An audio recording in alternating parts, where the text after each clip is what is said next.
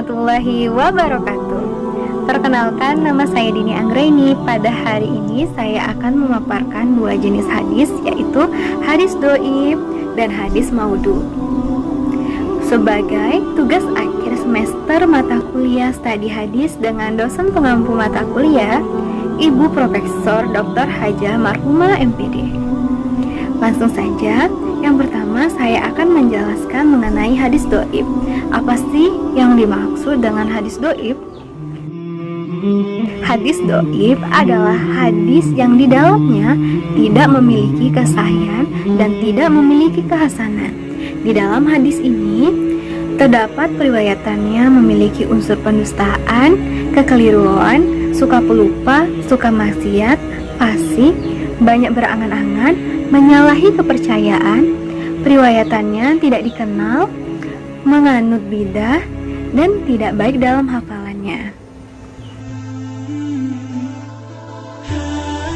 Hadis do'if berdasarkan kelemahannya memiliki 3 macam, yaitu hadis do'if sanadnya terputus, yang kedua hadis do'if adalah arawi, dan yang ketiga yaitu hadis do'if kadabitan. Kita akan membahas yang pertama, yaitu hadis do'if sanad terputus.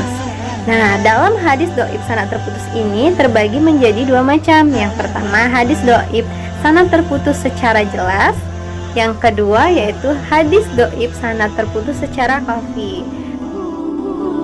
Pada hadis sanad terputus secara jelas dibagi lagi menjadi 4 macam. Yang pertama yaitu hadis mursal. Hadis mursal adalah hadis yang nama periwayat pertama di tingkat sahabat digugurkan atau tidak disebutkan namanya. Yang kedua yaitu hadis munaqati. Hadis munaqati ini hadis yang periwayatnya gugur atau disebut periwayat yang tidak jelas. Yang ketiga yaitu hadis mu'dal. Hadis mu'dal adalah hadis yang gugur periwayatannya sebanyak 2 kali atau lebih secara berturut-turut. Yang keempat yaitu hadis mu'allaq. Hadis mu'allaq ini adalah hadis yang dibuang permulaan sanadnya, baik yang dibuang itu hanya seorang maupun banyak. Nah, itu hadis sanad terputus secara jelas. Lalu kita akan membahas hadis sanad terputus secara khafi.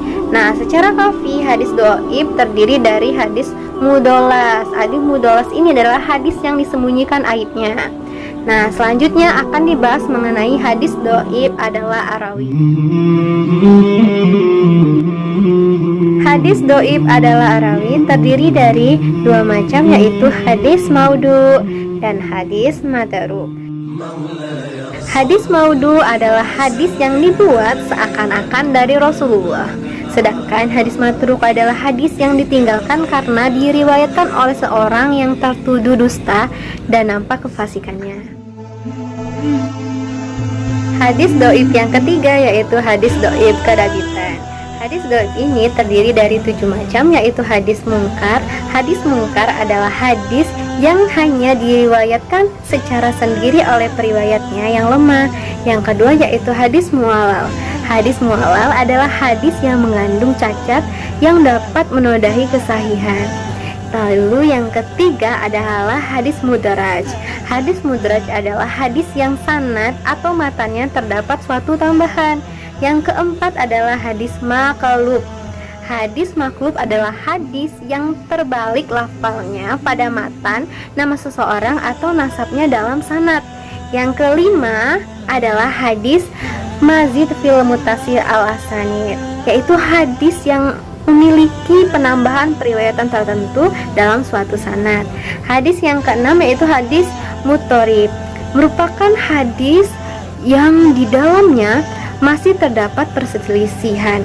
Dan yang terakhir, hadis yang ketujuh yaitu hadis syadz, yaitu hadis yang diriwayatkan oleh seseorang, kepercayaan yang periwayatannya berlawanan dengan riwayat banyak orang.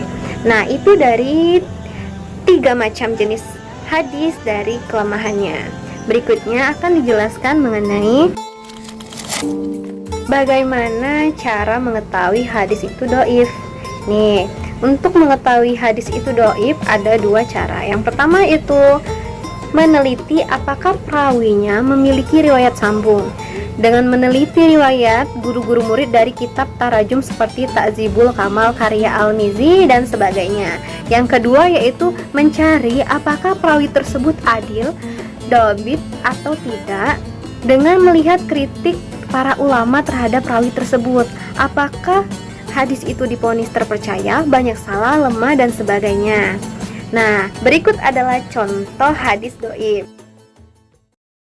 Awwalu syahri Ramadana rahma wa awsatuhu ma'afira wa ajruhu idqu minan nar.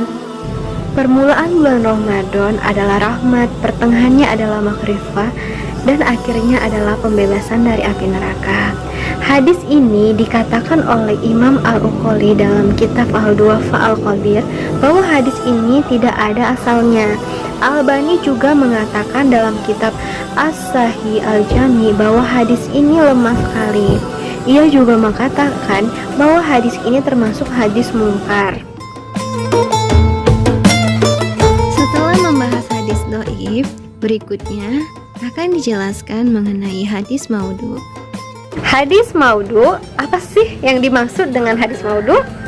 Hadis maudhu adalah hadis yang palsu yang penciptaannya dibuat-buat. Nah, lalu bagaimana hadis itu bisa dipalsukan dan bagaimana sebab munculnya hadis maudhu? Banyak penyebab munculnya hadis maudhu. Yang pertama yaitu adanya kaum Sindi, di mana kaum ini berniat untuk memecah belahkan umat Islam. Nah, maka mereka membuat hadis-hadis palsu dan bermaksud untuk memecah belahkan umat Islam. Nah, yang kedua itu membela mazhab. Banyak sekali perpecahan umat Islam membuat mazhab-mazhab membuat hadis palsu untuk membela kelompoknya. Yang ketiga ingin mendekatkan diri kepada pimpinan. Yang keempat salah dan lupa. Kelima, hafalannya tidak kuat. Keenam, adanya kacauan pikiran perawi di akhir umurnya. Ketujuh, ingin menang dengan lawan debatnya. Kedelapan, mencari keriduan manusia agar diakui di sisi manusia.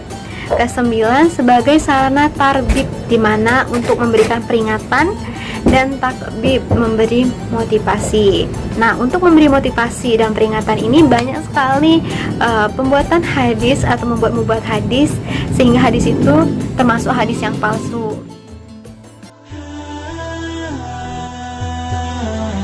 Lalu bagaimana cara untuk mengetahui hadis itu hadis maudhu?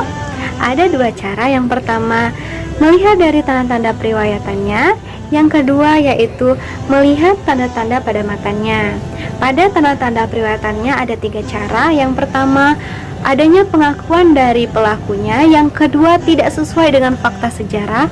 Yang ketiga, periwayat dikenal seorang pendusta. Kalau dari tanda-tanda matanya ada 4. Yang pertama, adanya keracuan redaksi atau makna hadis. Yang kedua yaitu tidak terdapat hafalan pada periwayat dan kitab-kitab hadis. Yang ketiga, menyalahi ketentuan-ketentuan yang ada. Yang keempat yaitu bertentangan dengan petunjuk Al-Quran. Nah, dengan begitu kita bisa mengetahui bahwa hadis itu apakah asli atau tidak. Contoh hadis maudhu yang sering sekali kita dengar yang berbunyi yaitu Udalul ilma walau bisin. Hadis ini memiliki arti bahwa tuntutlah ilmu walau ke negeri Cina. Hadis ini sebenarnya adalah hadis maudhu karena perawinya yang bernama Abu Atikah Tahrib bin Sulaiman dikenal sebagai pemalsu hadis. Upaya muhaddisin mengatasi pemalsuan hadis. Banyak upaya yang bisa dilakukan. Yang pertama yaitu meningkatkan usaha pencarian hadis. Yang kedua yaitu mengambil tindakan tegas terhadap pemalsu hadis. Yang ketiga, menerangkan keadaan perawi hadis. Yang keempat, yaitu menetapkan kaedah-kaedah umum yang kuat untuk mengetahui hadis maudhu. Lalu, apakah hadis maudhu dan hadis dhaif itu bisa digunakan? Berikutlah penjelasannya. Hukum dalam menggunakan hadis dhaif. Pandangan ulama atas hadis dhaif atau hadis yang lemah oleh Ibnu Sayyid Al-Nas, Abu Bakar Ibnu Arabi, Bukhari Muslim, dan Ibnu Hazm, mereka menyatakan bahwa tidak menggunakan hadis dhaif secara mutlak, baik untuk fadail amal ataupun dalam bidang hukum. Sedangkan Ahmad Ibnu Hanbal, Abu Daud, Abdurrahman Al-Mahdi, dan Abdullah Ibnu Mubarak, mereka menyatakan bahwa mengamalkan hadis dhaif secara mutlak dengan alasan hadis dhaif masih lebih baik dibandingkan dengan pendapat manusia. Lebih lanjut, Ibnu Hajar Al-Asqalani menggunakan hadis yang lemah dalam hal fadail amal dengan syarat bahwa hadis tersebut sanadnya tidak terlalu lemah dan hadis tersebut menerangkan keutamaan amalan yang telah ditetapkan dalam hadis sahih. Berdasarkan pendapat tersebut, maka dalam mengamalkan hadis lebih dianjurkan dengan menggunakan hadis yang sudah bernilai sahih atau paling tidak hasan. Namun, jika terpaksa melaksanakan hadis yang dhaif, maka perlu mendapatkan sandaran lain yang lebih kuat, baik dari Al-Quran ataupun hadis lainnya. Hukum membuat dan meriwayatkan hadis maudhu. Para ulama sepakat bahwa haram membuat hadis-hadis maudhu, yang berarti juga haram meriwayatkannya atau menyebarkan hadis-hadis maudhu, padahal ia mengetahui dengan yakin atau zan kedudukan hadis tersebut adalah hadis maudhu. Adapun yang menyelisihi kesepakatan para ulama ini adalah sekumpulan ahli bidah, di mana mereka mengharuskan membuat hadis-hadis untuk menggalakkan kebaikan, menakut-nakuti kepada kejahatan, dan mendorong kepada kezuhudan. Mereka berpendapat bahwa tarhib dan tahrib ini tidak termasuk dalam kategori hukum-hukum syarak. Akan tetapi, bila meriwayatkan hadis-hadis maudhu dan menyebutkan kedudukan hadis tersebut sebagai maudhu, tidak ada masalahnya. Sebab dengan menerangkan kedudukan hadis tersebut, membuat orang bisa membedakan antara hadis yang sahih dengan hadis yang maudhu, sekaligus dapat menjaga sunnah dari perkara-perkara yang tidak benar. Demikianlah penjelasan mengenai hadis dhaif dan hadis maudhu. Semoga bermanfaat untuk kita semua. Lebih kurangnya saya mohon maaf kepada Allah, saya mohon ampun.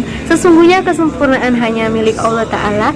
Saya akhiri wabillahi taufiq wal hidayah. Wassalamualaikum warahmatullahi wabarakatuh.